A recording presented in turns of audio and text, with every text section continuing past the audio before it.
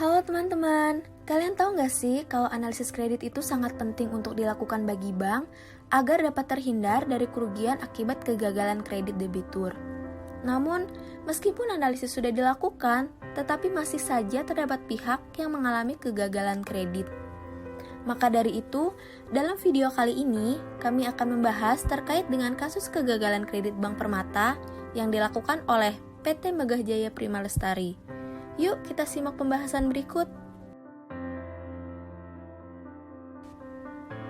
PT Megah Jaya Prima Lestari merupakan perusahaan yang bergerak pada bidang jasa konstruksi pertambangan, minyak, dan gas bumi. Dalam perjalanan bisnisnya, perusahaan ini mengklaim bahwa mereka memiliki 7 proyek yang bekerja sama dengan PT Pertamina. Untuk menjalankan proyek tersebut, perusahaan membutuhkan pembiayaan dana agar pembangunan proyek berjalan dengan lancar. Oleh karena itu, PT Megah Jaya melakukan pengajuan kredit pembiayaan kepada Bank Permata dengan tujuan pembiayaan proyek pembangunan pipanisasi aftur Pertamina di Bandara Hasanuddin. Namun, setelah 2 tahun pencairan kredit, PT Megah Jaya diduga mengalami gagal bayar.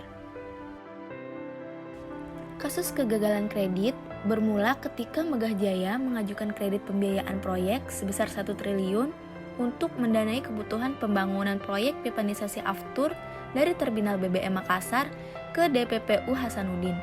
Dalam pengajuan kredit tersebut, Komisaris Megah Jaya memberikan berbagai dokumen persyaratan pengajuan kredit seperti surat perintah memulai pekerjaan dari proyek tersebut, time schedule proyek, rencana anggaran biaya, laporan keuangan audit dan kuartalan, hingga rekening koran untuk 3 bulan terakhir. Berdasarkan dokumen-dokumen tersebut, akhirnya Komite Kredit Bank Permata menyetujui fasilitas kredit dan mulai melakukan pencairan kredit tanpa melakukan double checking terhadap dokumen yang diberikan oleh pihak Megah Jaya.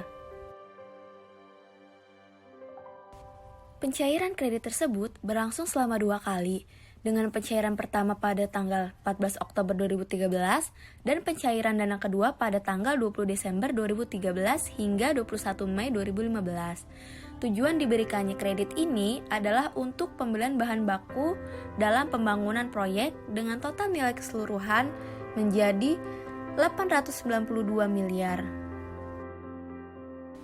Namun, setelah proses pencairan tersebut berjalan dengan lancar, setelah 2 tahun, pembayaran cicilan kredit tidak sesuai dengan harapan.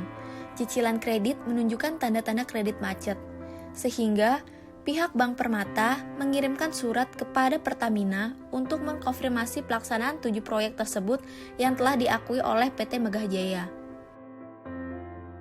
Dan ternyata setelah mendapatkan konfirmasi balasan dari Pertamina, PT Megah Jaya selama ini memberikan informasi dan dokumen palsu kepada Bank Permata.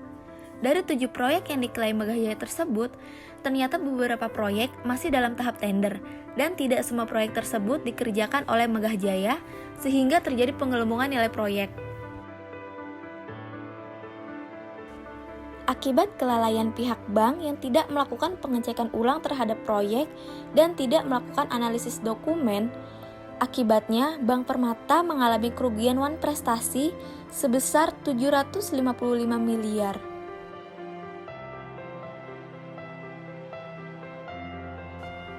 Untuk informasi kredit pada kasus ini, jenis fasilitas yang diberikan oleh Bank Permata adalah kredit investasi dengan tujuan pinjaman adalah untuk pembiayaan pembangunan proyek pipanisasi aftur Pertamina. Jumlah pinjaman yang diberikan oleh bank adalah sebesar 892 miliar dengan total exposure kredit sebesar 755 miliar. Identifikasi proses pemberian kredit. Pada saat memproses pengajuan fasilitas kredit oleh PT Megah Jaya, direksi dan pegawai Bank Permata, baik sendiri-sendiri maupun bersama-sama, tidak melakukan pengecekan kebenaran adanya proyek-proyek yang akan dibiayai tersebut. Pegawai Bank Permata tidak melakukan trade checking, termasuk misalnya memeriksa kebenaran dan keaslian surat perintah memulai pekerjaan atau SPMP tertanggal 26 Agustus 2013 dan surat penunjukan pemenang pemilihan langsung tanggal 12 Agustus 2013 yang seolah-olah dikeluarkan oleh PT Pertamina. Selain itu, Bank Permata tidak melakukan prosedur side checking, yaitu memeriksa kepada supplier maupun kepada PT Pertamina mengenai kejanggalan invoice yang diajukan oleh PT Mega Jaya. Dari dokumen pencairan invoice untuk supplier PT Mega Jaya, terdeteksi bahwa PT Mega Jaya hanya memiliki 3 pemasok, yaitu PT Perwira Utama Unggul, PT Sains Sinergi Utama Jaya, dan PT Intan Ratu Prima Indah. Ketiga perusahaan tersebut ternyata masih dimiliki oleh Joni dan Sylvia, istri dari Joni.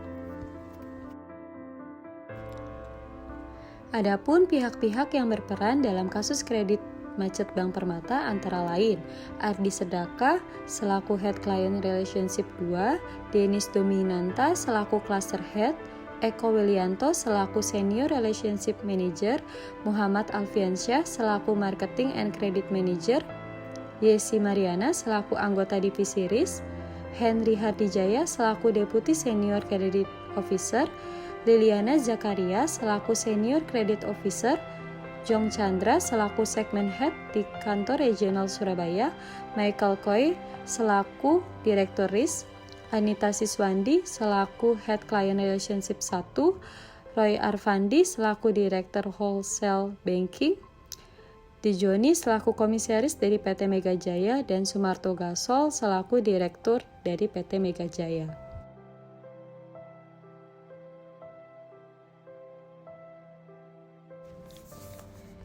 Dampak kasus kegagalan kredit terhadap Bank Permata yaitu penurunan profitabilitas yang disebabkan oleh kenaikan NPL, sehingga Bank Permata harus membentuk beban penyisihan kerugian penurunan nilai aset yang tinggi pada tahun 2017, yaitu sebesar 3.127 miliar.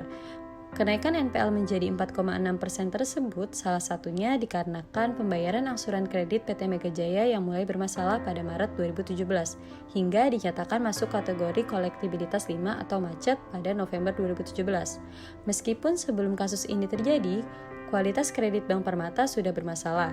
Rasio NPL bruto sempat menyentuh 8,8% pada tahun 2016.